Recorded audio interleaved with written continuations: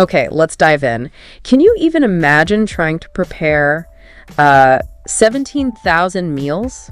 17,000 every day. Every single day. Yeah. That's the kind of logistical mountain we're looking at today. It's pretty staggering when you put it like that. We're drawing from this really interesting video by Navy Media. It's called How Aircraft Carriers Prepare 17,000 Meals a Day for 5,000 U.S. Navy sailors. Gives you a real look inside. And it's not just about cooking, is it? It's this huge operation, managing resources, keeping a whole city, basically a floating city, fed for weeks, maybe months. Exactly. So our mission here is to kind of unpack how they keep over 5,000 sailors going on these long deployments. Right. The storage challenges alone must be immense. Oh, yeah. The sheer volume, the planning. I think by the end of this, we'll all have maybe a new appreciation for the folks in the galleys. It definitely speaks to the self-sufficiency needed in naval operations. You know, being able to sustain that many people so far from shore. It's impressive planning. Absolutely. Let's get into the numbers because they really tell the story. 17,000 meals, like we said, over 5,000 sailors, and the team. Over 100 cooks and food specialists on each carrier. 100 people just focused on food. Wow. Yeah, that's a big team. And they must be incredibly organized. Different teams for baking, prep, inventory. Yeah. It has to be a constant coordination effort. And think about what they go through daily. 1,600 pounds of chicken. 1,600 pounds. 350 pounds of lettuce. 20,000 cups of coffee. 20,000. That explains a lot about keeping a ship running 20/47. Doesn't it just? 160 gallons of milk, 30 boxes of cereal every single day. It highlights the forecasting, too. You can't just pop down to the shops if you run out of chicken, right? It all has to be planned way, way ahead. Totally. That caffeine number, though, it really paints a picture of those long hours, the constant alertness needed. Yeah, it's a nonstop environment. Which brings us to something they call the 2E food plan. This is key. The 2E plan. Yeah, the rule is you can never run out completely, ever. There's always got to be a buffer, a reserve, like a safety net made of, I don't know, frozen peas and chicken. That makes perfect sense. In such a closed system, running out isn't just inconvenient, it's potentially serious for morale, for operations. For everything. Okay, so what about the night cruise? The ship runs 24/7. Right, they have mid-rats, midnight rations. Mid-rats, so that's like their lunch. Exactly. For the sailors working the night shifts, mid-rats is their main meal. Their schedules flip, so maybe they eat breakfast around the day, cruise dinner time, and dinner in the morning. Huh. Keeps them on cycle. So what's actually served at mid-rats? Is it just leftovers? Well, the video mentions they do use dinner leftovers, which is smart, cuts down waste. Makes sense. But they also add other stuff, make sure it's a proper, substantial meal for people working through the night. Good. Fueling everyone, no matter the shift. Okay, let's talk about leaving port. The ship sets off. Yeah. And the video says the freezers and stores are just filled to the brim. Yeah, imagine loading that. Pallets and containers. It's a huge logistical move before they even sail. And then accessing it, the video talks about how the boxes are stacked so high, there's just this little space, an allowance, they called it, at the top to crawl through. Right, you have to sort of navigate over the food. And pass boxes out like a human chain. And get this, they use diagrams on the doors to figure out where stuff is in this giant freezer maze. That allowance shows how tight the packing is. Every inch counts. And think about this. The video says it can take up to 8 weeks before they've used enough food to actually walk on the floor in there. 8 weeks. That just shows the sheer volume they start with. Incredible. And for nearly a month, it's mostly fresh stuff. Huge freezers, cold stores, dry stores, all packed tight. The organization must be unreal. Absolutely. But eventually, the fresh stuff runs low. What happens then? That's when they pivot, right. More reliance on the frozen and canned goods. It's just practical for long trips. A necessity. But they don't just run out of fresh things entirely because, well, this is where it gets really cool. Replenishment at sea. UNREP. Ah, yes, the lifeline. This is crucial for staying out long term. So every week or 10 days or so? Roughly, yeah. A replenishment ship comes alongside.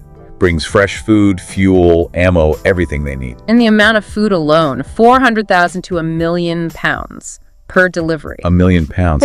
That's hard to even visualize. Transfer between moving ships. Right. Imagine these massive ships sailing side by side. Maybe the sea's a bit rough. And they're setting pallets across on wires, or using helicopters shuttling back and forth. The precision involved is amazing. It's a core naval capability. It really is like a ballet, just with huge warships and tons of supplies. And once it's on board, that cycle starts again, getting it all stowed away. Constant movement. And they stock up in port too, of course. Oh yeah, whenever they dock. Every chance they get. The video mentioned times they've loaded up enough food for like 70 days while in port. 70 days. Wow. That's planning for a very, very long haul. It's intense. Okay, so beyond just the basic meals, there are some creature comforts. The video mentioned food sea lions. What's that? Hey, yeah. They're basically little shops on board, like a convenience store at sea. Really? Yeah, sailors can buy snacks, drinks, toiletries, little things like that. The video even said they get plastic or paper bags, just like ashore. It's a touch of normal life. That must make a difference. And special occasions. Birthdays. Oh yeah, they make an effort. Fancy settings sometimes, maybe wine glasses, special meals, things that feel a bit more like a restaurant. Big morale booster. I bet. And sometimes if a deployment gets extended or a port visit is canceled, they might get special deliveries flown in, steak and lobster, things like that.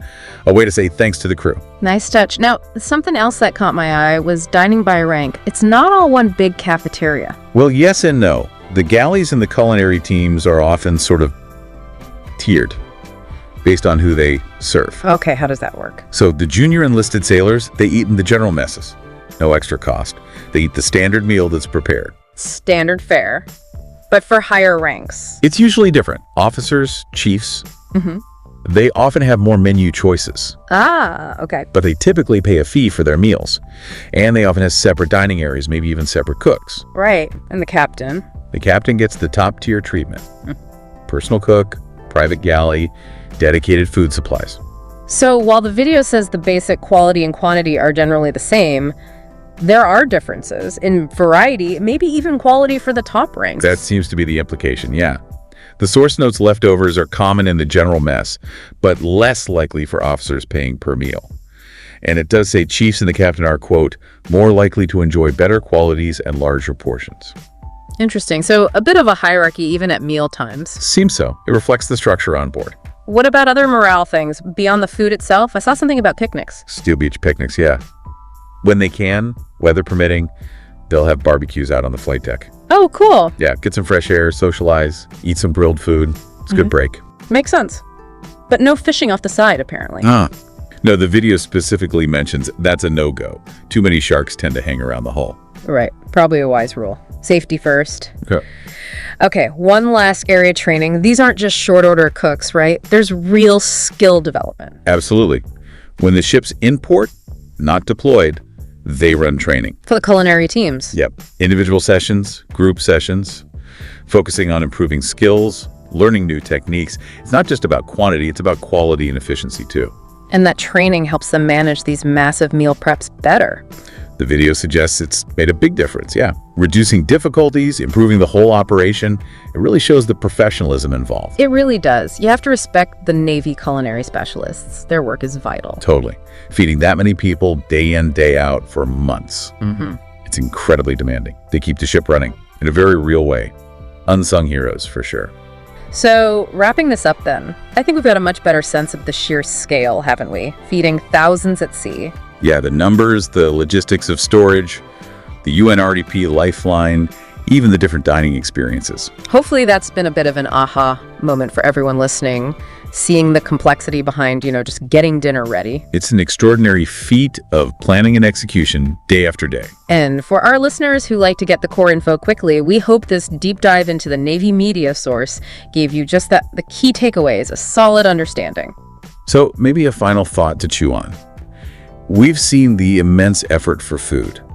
What other everyday things we take for granted on land, become incredibly complex operations at that scale, miles from anywhere? That's a great question. Makes you think, doesn't it?